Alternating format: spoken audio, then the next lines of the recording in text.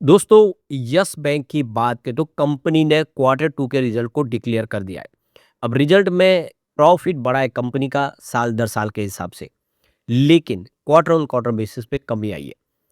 तो रिजल्ट को हमेशा ईयर और ईयर बेसिस पे ही देखते हैं, तो ऐसे में उतनी कोई चिंता की बात तो नहीं है, लेकिन आखिर इस बार कमी तो आई है। तो इसके पीछे की वजह क्या है, उसको भी समझने की कोशिश करेंगे और रिजल्ट को अच्छे से समझेंगे। क्या इस रिजल्ट के बाद अब यस बैंक के अच्छे दिन आएंगे? क्योंकि यस बैंक में शानदार तेजी बनी थी, लेकिन उसके बाद में फ्राइडे को भारी गिरावट हो गई और इस गिरावट के पीछे वजह बनी एसएमबीसी के मैनेजमेंट का बयान, जिसमें कहा गया कि अब और स्टेक नहीं बढ़ाएंगे। जैसे कि लोगों की अपेक्षा थी कि आने वाले समय और स्टेक बढ़ेगी और वो एक तरह से प्रमोटर के तौर पे कंट्रोल करेंगे, लेकिन ऐसा अभी लग नहीं रहा है। तो आगे क्या संभावना बन रही है उसको समझेंगे और क्या आने वाले समय यस बैंक बेहतर करेगा, क्योंकि अभी भी उस हाई प्राइस से नीचे जो कोविड के बाद में 32 की इसने हाई बनाई थी। तो क्या है आगे की रणनीति, अच्छे से रिजल्ट को समझेंगे। लेकिन फ्रेंड्स, उससे पहले अगर आप पहली बार हमारे चैनल पे आए तो चैनल को सब्सक्राइब कर दीजिए, एक बेल आइकॉन दबा दीजिए ताकि जब भी नया वीडियो बने पहला नोटिफिकेशन आपको मिले। वीडियो पसंद आए तो लाइक से जरूर कीजिए। चलो फ्रेंड्स, वीडियो स्टार्ट करते हैं। मैं हूँ आपका दोस्त एस बी दवे और हमारे अपने चैनल ऑनलाइन कमाई में आपका बहुत बहुत स्वागत है। सबसे पहले यस बैंक के कारोबार की बात करें तो 22.34 पर क्लोजिंग देखने को मिली, जहाँ पे 3.37% की गिरावट हो गई। तो ये देख सकते हो कि शुरुआत हल्की सी फ्लैट तेजी के साथ हुई थी। उसके बाद आप देखें तो गिरावट का सिलसिला शुरू हो गया, क्योंकि एसएमबीसी का बयान निकल कर आया जिसने पूरा माहौल गड़बड़ कर दिया। अब यहाँ पे देखो कि क्वार्टर टू कंपनी ने अपना डिक्लेयर कर दिया है और कंपनी का इस बार जो प्रॉफिट है वो ईयर ऑन बेसिस पे 18.3% की जंप दिखाते हुए 654.47 करोड़ तक पहुंच गया है। पिछले एक साल पहले ये 553.04 करोड़ के आसपास था। तो इस मामले में तो कंपनी ने बेहतर कर दिया, क्योंकि साल दर साल कंपनी का प्रॉफिट बढ़ गया है। यहाँ पे नेट इंटरेस्ट इनकम की बात, उसमें 4.5% की ग्रोथ देखने को मिली है, जो 2300.88 करोड़ तक पहुंच गया है। अब पिछले एक साल पहले आप देखें तो बैंक की जो शुद्ध ब्याज आय है वो 2200.44 करोड़ के आसपास थी। हालांकि क्वार्टर ऑन क्वार्टर बेसिस पे बैंक की पीएटी में 18.3% की गिरावट देखने को मिली है, यानी कंपनी का प्रॉफिट गिरा है 18%, जो जून 2025 में 801.06 करोड़ के आसपास था। तो यस बैंक की कुल आय में भी 1.24% की मामूली गिरावट देखने को मिली है, जो 9023.15 करोड़ के आसपास रहा है। पिछले एक साल पहले 9137.09 करोड़ के आसपास था। एसेट क्वालिटी की बात करें तो यहाँ पे बैंक की जो ग्रॉस नॉन परफॉर्मिंग एसेट है वो 4055.31 करोड़ के आसपास रही है, जो वित्त वर्ष 2025 की इसी तिमाही में 3889.43 करोड़ के आसपास थी। तो कंपनी का ग्रॉस एनपीए बढ़ा है इस बार, ये थोड़ी सी निराशाजनक बात है। हालांकि जो नेट एनपीए उसमें कमी आई है, जो 770.84 करोड़ था, घटते हुए जो 2025 में 1168.02 करोड़ के आसपास था। तो नेट एनपीए तो घटा है, लेकिन ग्रॉस एनपीए बढ़ गया है। अब यहाँ पे बैंक के प्रोविजन में भी इस बार वृद्धि की गई है, जो 419 करोड़ के आसपास रहा है। तो पिछले तिमाही में 284 करोड़ के आसपास था और पिछले साल सेम क्वार्टर में ये 297 करोड़ के आसपास था। तो प्रॉफिट कम होने के पीछे सबसे बड़ी वजह कि प्रोविजन का बढ़ाना। तो इस बार प्रोविजन काफ़ी ज़्यादा बढ़ाया गया पिछले क्वार्टर के मुकाबले। पिछले क्वार्टर से इस बार प्रोविजन देखें तो करीब 130 करोड़ के आसपास ज़्यादा इस बार बढ़ा दिया गया है।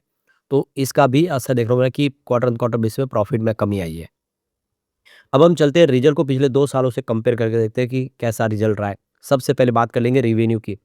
तो इस बार 7389 करोड़ का रेवेन्यू बताया, जो जून 2025 में यानी क्वार्टर वन में 7605 करोड़ के आसपास था। इसका मतलब क्वार्टर ऑन क्वार्टर बेसिस पे रेवेन्यू कम हो गया है। और अगर हम बात करें सितंबर 2024 की, तो यह 7737 करोड़ के आसपास था, यानी ईयर ऑन बेसिस पे भी रेवेन्यू में गिरावट हुई है। इसका मतलब बिजनेस इस बार कम हुआ है।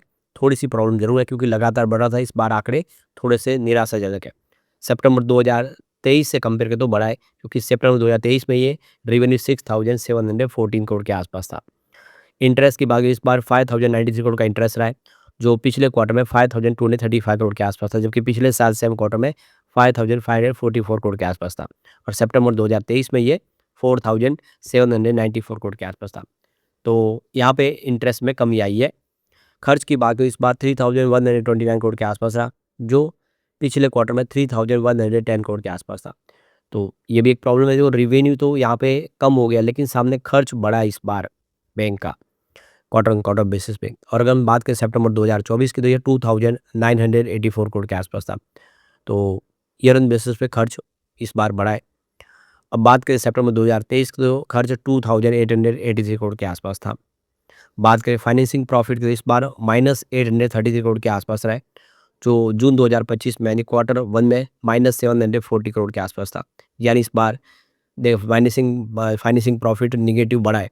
और सितंबर 2024 में -791 करोड़ के आसपास था, जबकि सितंबर 2023 में -962 करोड़ के आसपास था। अभी फिलहाल आंकड़े माइनस बने हुए हैं।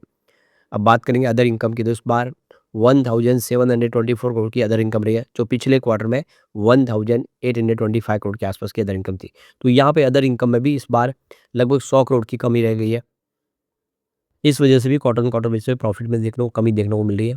और बात करें पिछले साल सेम क्वार्टर की, तो 1488 करोड़ के आसपास अदर इनकम थी, जिसमें हमें इस बार बढ़ता हुआ दिखाई देगा। और 2023 में 1267 करोड़ के आसपास थी अदर इनकम।